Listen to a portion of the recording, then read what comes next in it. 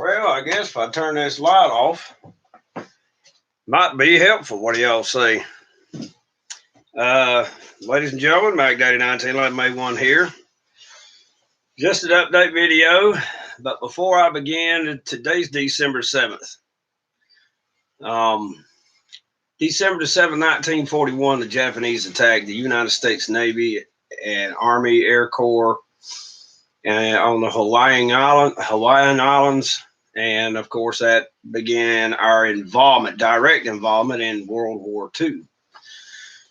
So I want to lead this off and say that because I have not forgotten. Okay, I had a couple of uncles that I know of that served during World War II. One was my grandmother's brother, and he served in the Pacific.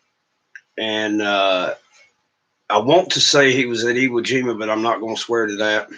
And then another uncle, my Aunt Pauline's husband, Uncle E.D., he was a Navy Seabee. And for you folks out there that do not know, CB is a construction battalion, is what CB stands for. And then, of course, it's pronounced SEABEE.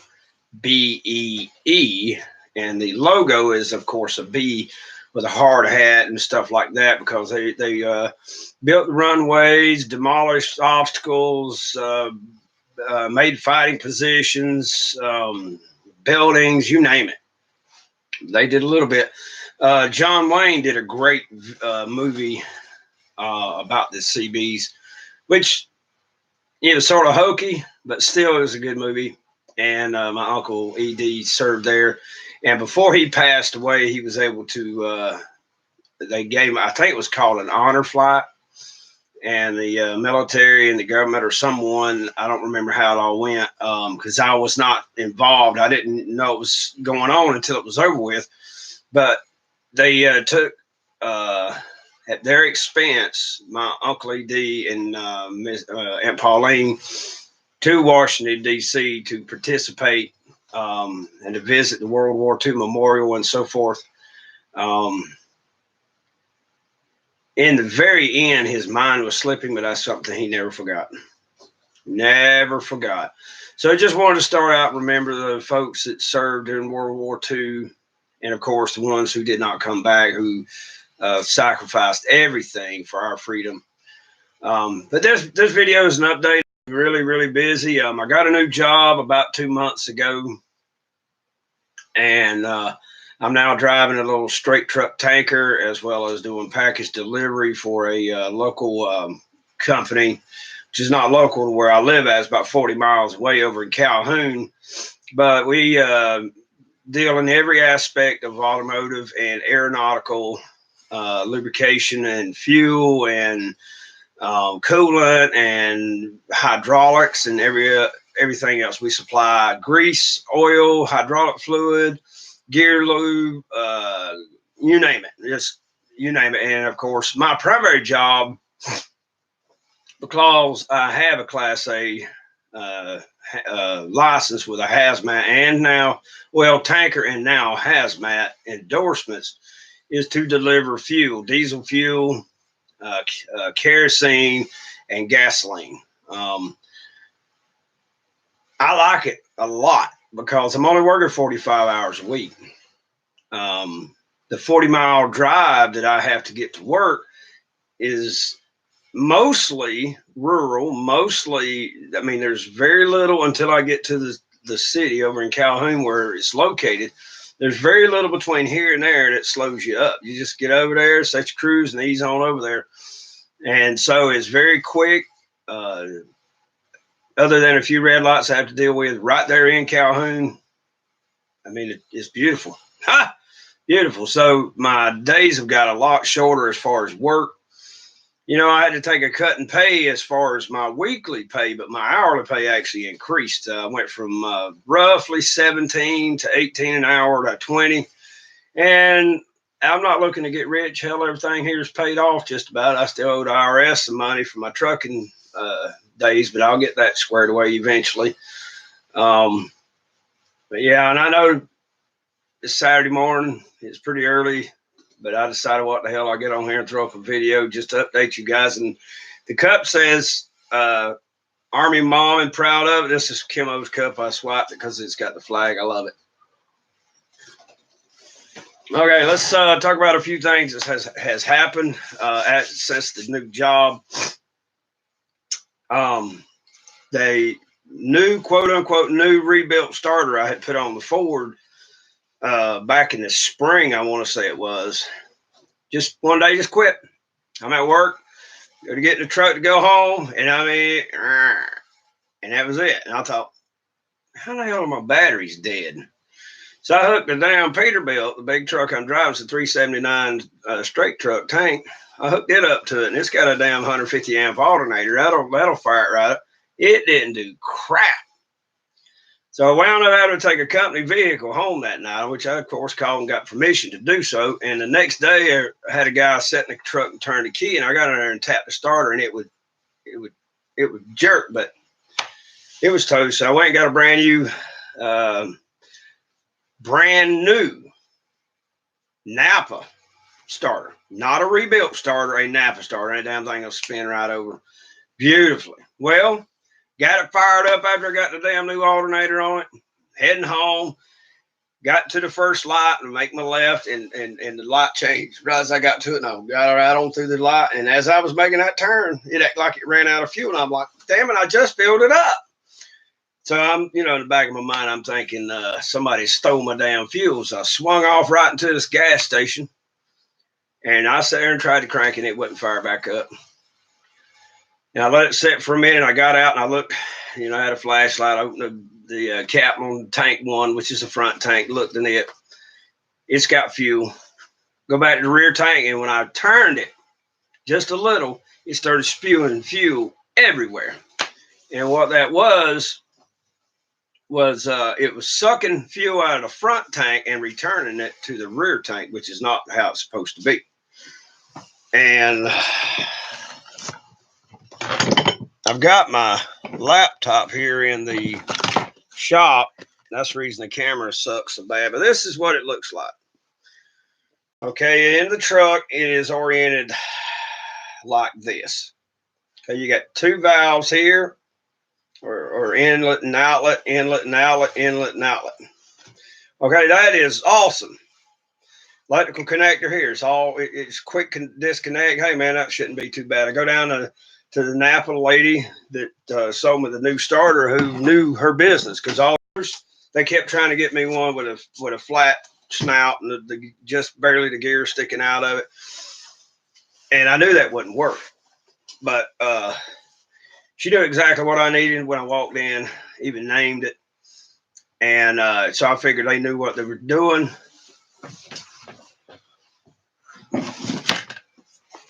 This thing here I had to rig it up to try to get it to work because they didn't have anything that I could deal with. This one has all four on the back, facing the frame rail.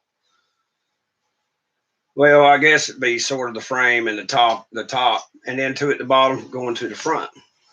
This is not the right one. It's got round pins. That one's got flat pins. This one did not work. I got so ill because I went in there.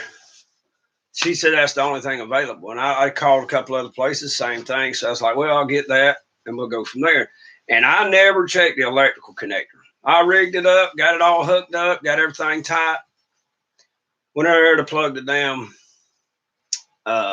electrical connector in it, and it would not work.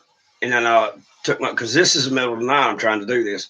Got my flashlight out because I did get it home. I got it where it would free up and got it home, but I damn sure didn't trust it.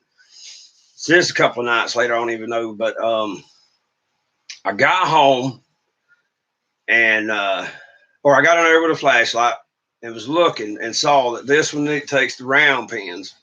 This one here, the original, takes the flat pins. And I was so damn mad. I mean, by this time I was furious because now I got to have an adapter, I thought. So the next morning when I'm about to go to work, I put in an adapter for that. And what happened, what pops up? The correct damn module, the correct valve. Okay, that's an electronic valve that switches from the front tank to the rear tank. Not only in which tank it's sucking the fuel out of, but which tank it's returning it to. So before, if you ever have that problem with your Ford, the damn thing, the correct one is now on the truck was $45. And the correct wiring harness. Don't cut your fuel lines like I did trying to make something they gave me work. Just put it in. Look at yours. This is for 89 F250. This is the correct orientation, and the light sucks, so I have to tilt it a little bit. You got two coming in here from one tank. You got two coming in here from one tank, and then you have two here returning to the or going to the engine and coming from the engine. Okay, so they make one exactly like this. It's gray in color. Okay, and I found it for $45. I had to pay $60 for that other one. I got so damn ill I ain't even turned the thing back in and got my damn money back. Because that's the thing. I don't even want to see them people. I was so damn pissed off. I spent $100 in brass fittings to get the damn thing to work. Because look at how the nipple's shaped. Okay, this is the quick disconnect. There's two O-rings inside it. When you slide over and lock it in, it prevents fuel leakage. See that where my finger is? It's the type of fitting you can slide the damn hose over and clamp it. So my quick wouldn't even fit on that. That's the reason I had to modify it. So I spent all that money on hose, freaking brass fittings. I was so ill. What I wound up doing, because I didn't damage the quick disconnect. When I got the correct one, I went in there, I repaired my fuel line and put my quick disconnect back on, and they just snapped right on there. And then you got these little clips that slide down there and lock it in place. Problem solved. But I spent a lot of money on that. I think I'm going to do a separate video on that before it's all said and done, because folks out there with an 89, the pre-electronic 7.3 liter and 6.9 liter indirect injection international diesel engines that are pre-power stroke engines. It's got the mechanical pump and it has that type of tank valve. That's some information they could really use. All right, onward and upward. The right-hand window. Well, I already discussed that one in another video about I rebuilt it. Should have did a video on that, but that thing was a pain in the freaking neck. And trying to get a camera where the viewer could see what it is you're doing in a situation with that thing. Oh my God, that was a pain in the neck. But anywho, I got the valve on there. I've already went to South Georgia for Thanksgiving, had a great time. I got to see my mom, got to see two of my brothers, and my baby brother.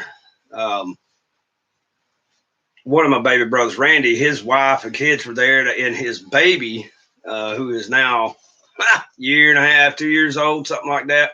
I don't even know, maybe three. First time I got to see him, I hadn't been up there and hadn't seen him in forever. My fault, of course, totally.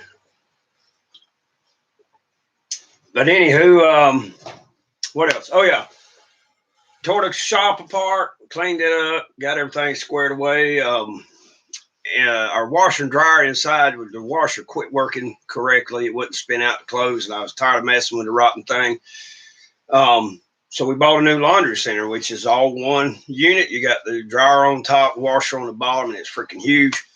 Well, we couldn't put it in with the cabinets that were above it, the old washer and dryer. So I took them out. I didn't tear them out. I took them out, and I mounted them up here in my shop. I had the floor space from the heater all the way to the doors completely open. I consolidated and got rid of a whole bunch of stuff and added a whole bunch of stuff. And the floor was completely wide open. And then, of course, I go down and visit the Uncle Fester 13 for Thanksgiving after I'd visit my mom and all.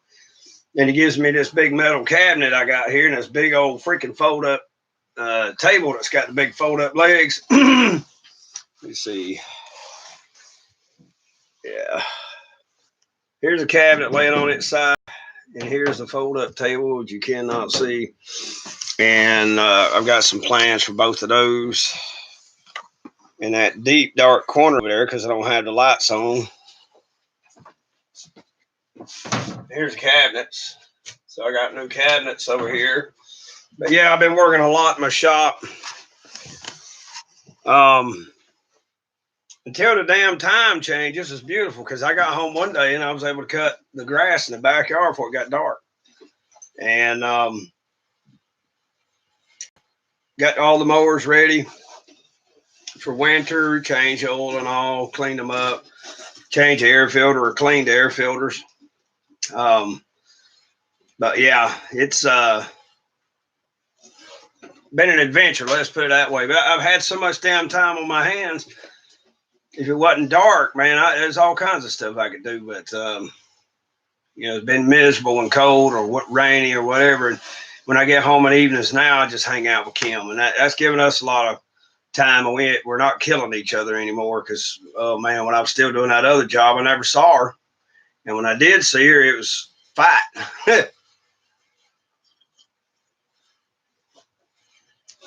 But yeah, been busy. I got me a really cool 120-pound drum, one of the small drums that we supply grease to a lot of our vendors with, or our customers. And they got a liner in it that they pull out and throw away once it's out of grease. But they return the drums to us, and they just sit out there and rust. They gave me one. I made it into my garbage can. Got my airlines and all squared away in the building. They're not leaking anymore. Thank God for that. Just been tinkering, really. Haven't had anything big going on since we put in the hardwood floor. I can't think of anything else to tell you guys, really. I just figured I'd put something out because I know I haven't been on here. Audio's coming through. I do talk fairly loud most of the dang time. Got some ideas for some videos, but when I'll get around to them, I don't know. We got our grandson this weekend, so more than likely we and him probably gonna ramble in the woods. And because all the crap's going on with YouTube and you know, he's still a very young person, so I don't want him all over the internet. But we're probably gonna go out and do some rambling in the woods just cause we can. Take him over to the cave over by the railroad tracks. I think he'd get a kick out of that. It wasn't, it's like I was saying about the feed haul. It wasn't that I didn't like the job. I love the job and I love the people, but I got tired of that 12-hour day.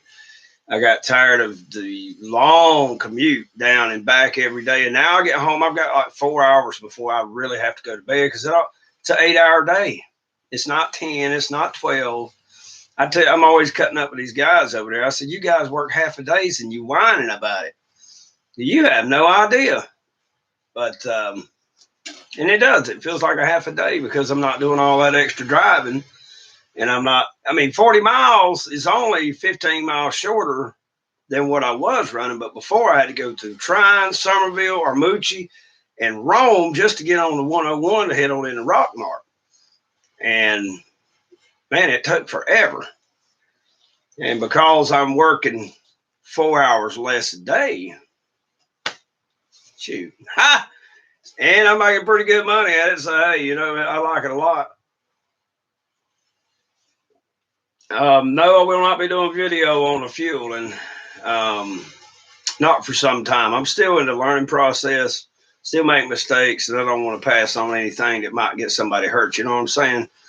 I can tell you this, I ain't never seen so much waste when you have to flush out the line. You had one product in the line and you're about to, you know, something pops up and you got to push another product out.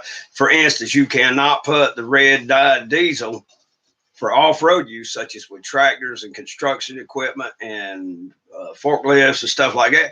You cannot run that red diesel in on-road diesel applications such as big trucks and automotive. So if you've got red, 25, 30 gallons of red in the line, you got to flush all that out before you can pump that fuel. And if you know ahead of time, before you run out, you know, fill up the tank that you're working on, whatever type of tank it may be, you flip on the other type of product and push it out. and when it starts coming out the nozzle, stop, and then roll your hose up and so forth. But it is an interesting thing. I've until now I've never done this before. I ran a smoothbore tanker. I want to say it was in '99. It was before my dad got sick, got cancer, and died. But it's the only tank I ever ran. And now I've got this little short Peterbilt that I'm running. I think it's 50,000 pound max gross weight. And it's got a little C12 cat that is friggin' awesome. I mean, for what it is on that small truck, I mean, that thing will scoot, and it doesn't have a damn governor. It'll run out 2150 going down the highway, and I ain't even gonna tell you how fast that is. It just put it this way. I only tested it just to see, because you got to try it. I mean, if you got a nut, one friggin' hair on your nut, you got to try it. But I'll tell you this, it would get me a big speeding ticket. Therefore, I stay out of it, and I just set the cruise, because yeah, that thing will scoot. That little C12, I'd never ran a truck with a C12, but that thing is awesome.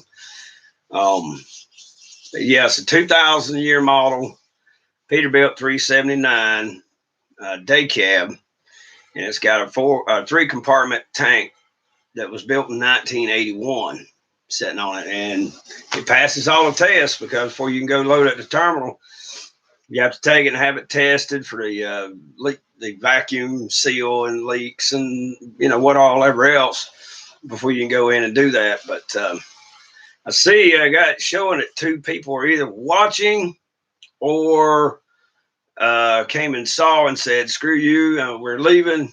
But if you guys are still on here, I've got the little live chat deal over on the right hand side. Shoot me something. And sorry the lights got me all bleached out. I look like a ghost, but it'll be all right. I'm used to that too. Any ideas for videos? If I'm able to do so. I can't do any more flatbed videos. Like I said, I'm running a tank now. And well, my damn computer did a thing here. I don't know if it's still going or not. I guess so. But anywho, if you guys got any ideas on videos that I could possibly do, just understand work and of course now that it's the holidays may take precedent over it. And I've got some stuff I'm going to start working on here in the near future.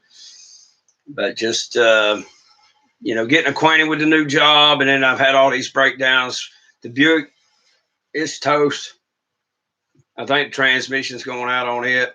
So I had to get the truck going, and it's taking a lot of resources that I had. But I don't know. I don't guess anybody wants to type this morning, or they've already left. I don't know. But anywho, it's already drug on for 23 minutes and 14 seconds. I'm doing this live through the YouTube studio, and I don't have my cell phone out here. I could do Facebook chat too. But anywho, here got to talking about that and got off track. Some other things, I've been reloading. I did a little bit of shooting, but the camera is a distraction. And when you're actually out there trying to shoot and to practice to make it to do it right, you don't want the camera there.